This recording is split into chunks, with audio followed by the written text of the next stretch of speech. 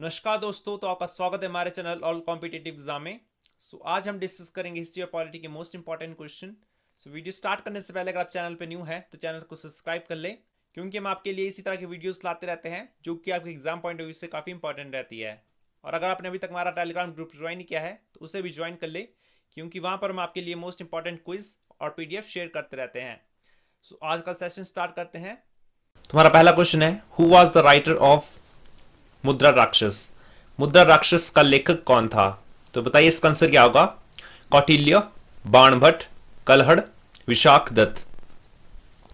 तो इसका आंसर हो जाएगा option number D, Vishakhadatta. ठीक है। हमारा नेक्स्ट क्वेश्चन है, to which dynasty did Ashoka belong? Ashoka किस राजवंश से संबंधित था? आपके ऑप्शन है गुप्त, मौर्य, कुषाण या इनमें से कोई नहीं। तो बताइए इसका क्या आंसर होगा। तो इसका आंसर होगा ऑप्शन नंबर बी, मौर्य। ठीक है। और मौर्य वंश की स्थापना किसने की? तो इसकी स्थापना की थी चंद्रगुप्त मौर्य ने। ठीक है। आपको ऑप्शन नंबर ए दिया है गुप्त, तो गुप्त वंश की स्थापना किसने की? तो गुप्त वंश की स्थापना की थी श्रीगुप्त ने। ठीक है। हमारा नेक्स्ट क्वेश्चन है, the capital of Kanishka was? Kanishka की राजधानी थी। तो बताइए इसका क्या आंसर होगा। पाटलिपुत्र, तक्षशिला, मथुरा या इनमें से कोई नहीं। तो इसका आंसर ऑप्शन नंबर डी, इनमें से कोई नहीं। ठीक है। कनिष्क समय कौन सा संवत चलाया गया था? तो कनिष्क समय चलाया गया था शक संवत। और कब चलाया गया था? तो ये चलाया गया था आपका 78 ईसा में। ठीक है। हमारा नेक्स्ट क्वेश्चन है, आर्यभट्ट किस काल से संबंधित थे? तो आपके ऑप्शन है गुप्त, चोल, मौर्य, मुगल। तो बताइए इसका क्या आंसर होगा। तो इसका आंसर होगा ऑप्शन नंबर ए, गुप्त। ठीक है। हमारा नेक्स्ट क्वेश्चन है, what do the paintings of Ajanta depict? Ajanta की चित्रकला क्या चित्रित करती है? तो आपके ऑप्शन है रामायण, महाभारत, जातक, पंचतंत्र। तो बताइए इसका क्या आंसर होगा। इसका आंसर होगा ऑप्शन नंबर सी, जातक। ठीक है। और पंचतंत्र के लेखक कौन है? अगर आपसे पूछा जाए पंचतंत्र के लेखक कौन है, तो पंचतंत्र के लेखक है विष्णु शर्मा। ठीक है। और साथ ही मैं आपको बता दूं कि महाभारत को पंचम वेद भी कहा जाता है। ठीक है। 4 वेद तो आपको पता ही है, ऋग्वेद, सामवेद, अथर्ववेद, यजुर्वेद। ठीक है। हमारा नेक्स्ट क्वेश्चन है, 738 ईस्वी में अरब इनसे पराजित हुए थे। तो आपके ऑप्शन है चालुक्य, पाल, राष्ट्रकूट, प्रतिहार। तो बताइए इसका क्या आंसर होगा। तो इसका आंसर होगा ऑप्शन नंबर डी, प्रतिहार। ठीक है। और राष्ट्रकूट वंश की स्थापना किसने की? तो राष्ट्रकूट वंश की स्थापना की थी दंती दुर्ग ने। ठीक है। और पाल वंश की स्थापना किसने की थी? तो इसकी स्थापना की थी गोपाल ने। ठीक है। हमारा नेक्स्ट क्वेश्चन है, निम्न में से कौन चंगेज खान के समकालीन थे? तो आपके ऑप्शन है इल्तुतमिश, अलाउद्दीन खिलजी, मोहम्मद बिन तुगलक, बलबन। तो बताइए इसका क्या आंसर होगा। तो इसका आंसर होगा ऑप्शन नंबर ए, इल्तुतमिश। ठीक है। और इल्तुतमिश किसके बाद गद्दी पर बैठे थे? तो गुलाम वंश का पहला शासक था आपका कुतुबुद्दीन ऐबक, और उसके बाद गद्दी पर बैठे थे आपके इल्तुतमिश। और साथ ही मैं आपको बता दूं कि इल्तुतमिश ने कुतुब मीनार का निर्माण भी पूरा करवाया था। ठीक है। अगर आपसे पूछा जाए कुतुब मीनार का निर्माण स्टार्ट किसने करवाया, तो आपका आंसर होगा कुतुबुद्दीन ऐबक। ठीक है। और साथ ही आपको यहां पे दिया है ऑप्शन नंबर डी, बलबन। तो बलबन ने क्या किया था? तो बलबन ने लौह एवं रक्त नीति इंट्रोड्यूस की थी। ठीक है। और यहां पे आपको ऑप्शन नंबर बी दिया है अलाउद्दीन खिलजी। तो अलाउद्दीन खिलजी ने क्या किया था? तो अलाउद्दीन खिलजी ने घोड़े को दागने, यानी घोड़े पे दाग लगाने और सिपाहियों को वेतन देने की व्यवस्था शुरू की थी। और यहां पे दिया आपको ऑप्शन नंबर सी, मोहम्मद बिन तुगलक। तो मोहम्मद बिन तुगलक को पागल राजा भी कहा जाता था। वंश की स्थापना किसने की? तो तुगलक वंश की स्थापना की थी ग्यासुद्दीन तुगलक ने। ठीक है। हमारा नेक्स्ट क्वेश्चन है, the saint of Warkari sect was? Warkari संप्रदाय का संत था। तो आपके ऑप्शन है नामदेव, निम्बार्क, चक्रधर, रामदास। तो बताइए इसका क्या आंसर होगा। इसका आंसर हो जाएगा ऑप्शन नंबर ए, नामदेव। ठीक है। हमारा नेक्स्ट क्वेश्चन है, आगरा में मोती मस्जिद किसके शासनकाल में बनाई गई थी? आपके ऑप्शन है हुमायूं, शाहजहां, औरंगजेब या इनमें से कोई नहीं। तो बताएं इसका क्या आंसर होगा? तो इसका आंसर होगा ऑप्शन नंबर बी, शाहजहां। ठीक है, और शाहजहां को निर्माताओं का राजकुमार भी कहा जाता है क्योंकि उन्होंने बहुत सी प्रमुख बिल्डिंग्स का निर्माण किया है। ठीक है, अगर आपसे पूछा जाए मुगल वंश का ऐसा कौन सा शासक रहा जो 2 बार गद्दी पर बैठा, तो आपका आंसर होगा हुमायूं। ठीक है, तो हुमायूं की मृत्यु कैसे हुई थी? तो हुमायूं की मृत्यु हुई थी लाइब्रेरी में सीढ़ियों में गिरने से। ठीक है, और यहां पे आपको ऑप्शन नंबर सी दिया है औरंगजेब। औरंगजेब से आपसे क्वेश्चन पूछा जाता है किस मुगल शासक को जिंदा पीर कहा जाता है? तो आपका आंसर होगा औरंगजेब। ठीक है, हमारा नेक्स्ट क्वेश्चन है treaty of Bassein was signed with the British by Peshwa.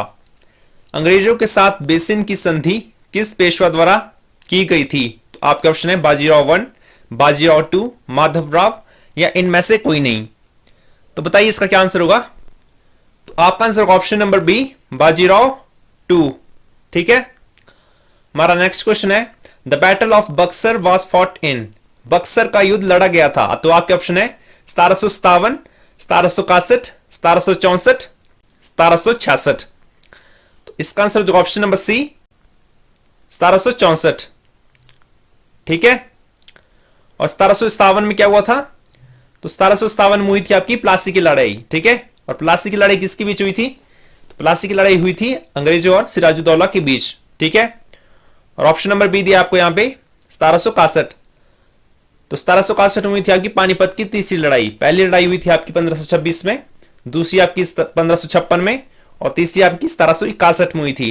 ठीक है, हमारा नेक्स्ट क्वेश्चन है who was the founder of Aligarh movement? तो आपके ऑप्शन है आंगा खान, सैयद अहमद खान, मौलाना अल्ताफ हुसैन अली या इनमें से कोई नहीं। तो बताइए इसका क्या आंसर होगा? तो इसका आंसर हो जाएगा option number B, Syed Ahmad Khan. ठीक है, हमारा नेक्स्ट क्वेश्चन है the all India Kisan Sabha was formed in. Akhil Bharatiya किसान सभा की स्थापना हुई थी 1932, 1933, 1935, 1936। तो बताइए इसका क्या आंसर होगा? तो इसका आंसर होगा ऑप्शन नंबर डी, 1936। ओके,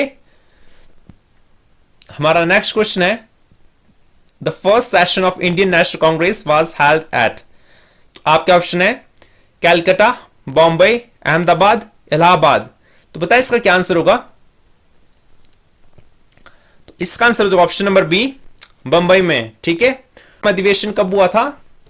तो ये हुआ था आपका 1885 में। ठीक है, और इसकी अध्यक्षता किसने की थी?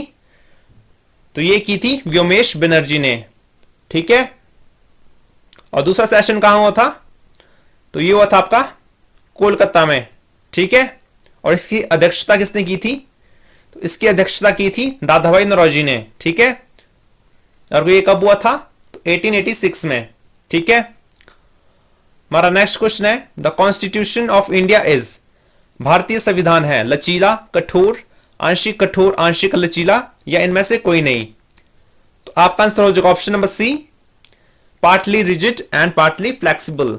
ओके, हमारा नेक्स्ट क्वेश्चन है पंचायतों को संवैधानिक दर्जा किस अनुच्छेद के अंतर्गत दिया गया है? The constitutional status has been given to panchayat under which article? तो बताइए इसका क्या आंसर होगा? आपके ऑप्शन है 143, 243, 343 या फिर 43। तो बताइए इसका क्या आंसर होगा? तो इसका आंसर हो जाएगा ऑप्शन नंबर बी, 243। ओके, हमारा नेक्स्ट क्वेश्चन है among the following states which one was formed last? तो आपके ऑप्शन है आंध्र प्रदेश, गुजरात, कर्नाटक, पंजाब। तो बताइए इसका क्या आंसर होगा? तो इसका आंसर हो जाएगा option number C, Karnataka. Okay, अगर आपको पूछा जाए कि भाषा के आधार पर निम्न में से किस राज्य की स्थापना की गई? तो आपका आंसर होगा आंध्र प्रदेश। ठीक है, हमारा नेक्स्ट क्वेश्चन है who was the president of India at the time of proclamation of emergency in the year 1975? तो आपके ऑप्शन है वीवी गिरी, ज्ञानी जैल सिंह, फरखुद्दीन अली अहमद, शंकर दयाल शर्मा। तो बताइए इसका क्या आंसर होगा?